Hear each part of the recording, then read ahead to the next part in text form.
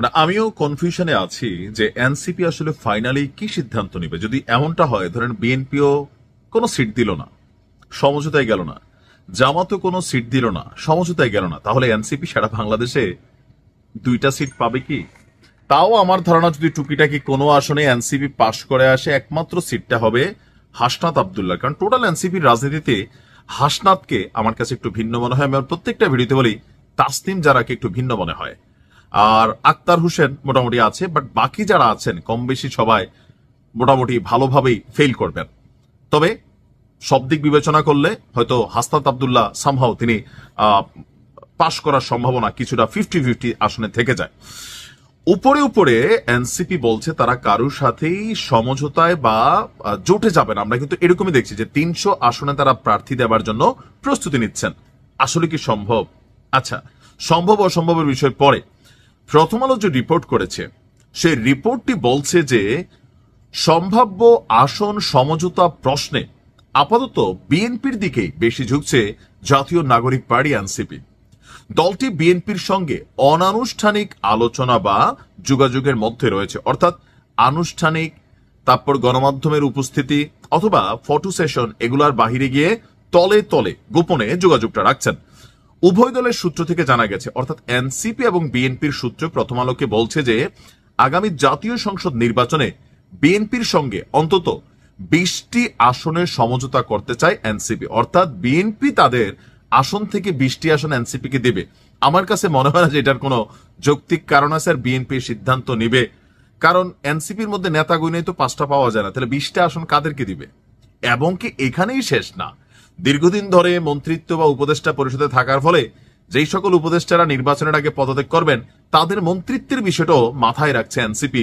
বলা হচ্ছে যে বিএনপি ক্ষমতায় গেলে মন্ত্রিসভাতেও ভাগ চায় দলটি। ওয়াও!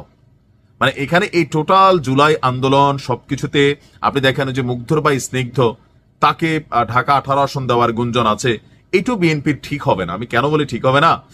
18 আসনে যারা দীর্ঘদিন রাজনীতি করলো সেই আসনে আপনি স্নিগ্ধরে পট করে দিয়ে দিলেন, তো যারা এতদিন রাজপথে দৌড়াইলো, মামলা খাইলো, হামলা খাইলো, জেল খাইলো, গুম হইলো, তো এদের প্রতি কি এখানে অবিচার হচ্ছে না?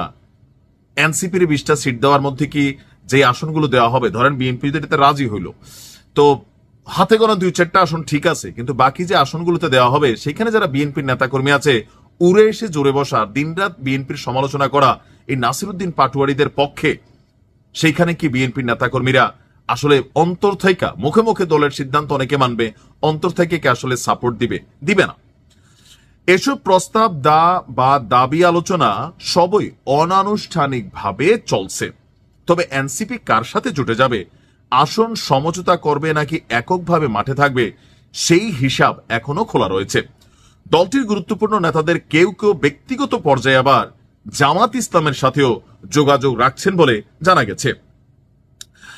এনসিপির নীতি নির্ধারী পর্যায়ের 4 জন নেতার সঙ্গে এবং এই বিষয়ে জানে বিএনপির একাধিক নেতার সঙ্গে কথা হয়েছে প্রথম আলোর। সূত্র বলছে এখন অনানুষ্ঠানিক পর্যায়ে যে আলোচনা তাতে এনসিপি ঢাকায় 4টি সহ অন্তত 20টি আসন নিয়ে বিএনপির সাথে সমঝোতা চায়। এসব আসনের অনেকগুলোতেই বিএনপি প্রার্থী ঘোষণা করলেও আনুষ্ঠানিকভাবে আলোচনা বা যোগাযোগ চলছে। দুই দলের মধ্যে বোঝাপড়া হলে সংশ্লিষ্ট আসনগুলোতে বিএনপি প্রয়োজনে প্রার্থী তুলে নেবে। ইভেন শুধুমাত্র আসন সমঝোতা না, এখানে এনসিপি নেতারা, বিএনপির একটি সূত্র প্রথম আলোকে বলছে যে নিজেদের ভবিষ্যৎ নিরাপত্তার একটা নিশ্চয়তা তারা চান। তারা বিএনপি ক্ষমতায় গেলে এনসিপি থেকে 3 জনকে মন্ত্রী করারও অনানুষ্ঠানিক আলোচনা তুলেছে। বিএনপির দিক থেকে এখনো স্পষ্ট করে জানানো হয়নি। এখানে এই রিপোর্টটার মধ্যে আমার কাছে যেটা মনে হয়েছে যে যেই সিটগুলোতে বিএনপি তাদের মনোনয়ন ঘোষণা করে দিয়েছেন বা প্রার্থী সিলেক্ট করেছেন, সেই সকল আসনে বিএনপির নেতারাই বিএনপির বিরুদ্ধে রাজপথে নামছেন, স্লোগান করছেন, মিছিল করছেন, বিক্ষোভ করছেন, আর সেখানে একজন লোককে মনোনয়ন দিয়ে দিছে, তার মনোনয়ন কায়রা নিয়া আবার এনসিপির কাউকে দিবে। এটা বিএনপির রাজনৈতিক দৈন্যতা ছাড়া জনগণের কাছে আর কোনো মেসেজ যাবে না। বিএনপির রাজনৈতিক দল হিসাবে এমনিতেই বড়, জুলাই আগস্টের অভ্যুত্থানে তাদের যারা ভূমিকা রেখেছেন ওই সকল পরিবার থেকে তারা কাউকে প্রার্থী দিতে পারেন, কিন্তু বাহির থেকে এনে প্রার্থী দিয়ে তারা দলের মধ্যে, আপনি দেখেন বিএনপি এর আগে গোলাম মোল্লা রনিকে দিছিল না পটুয়াখালী গলাচিপায়, কি পরিমাণ মানে বড় ধরনের একটা ধাক্কা খাইছে বিএনপি আসনটাতে। কেন খাইলো? কারণ গোলাম মোল্লা রনি যতই বিএনপিতে যোগ দিক ভাই, তিনি যে আওয়ামী লীগে আগে এমপি ছিলেন, এটা স্থানীয়ভাবে কেউ মাইনা নেয় নাই। দলের সিদ্ধান্ত নিয়ে আপনি দেখছেন যে সারা বাংলাদেশে কি প্রতিক্রিয়া হচ্ছে। তো সেখানে এনসিপির হয়তো যে আসনগুলোতে তারা প্রার্থী দেয় নাই ওইখানে দিতে পারে, কিন্তু আমার মনে হয় যে এটাতেও দলের ভিতরে একটা বিশাল কেওস হবে। আর এই টোটাল রং ডিসিশনটা জামাতের জন্য এটা পজিটিভ হয়ে যাবে।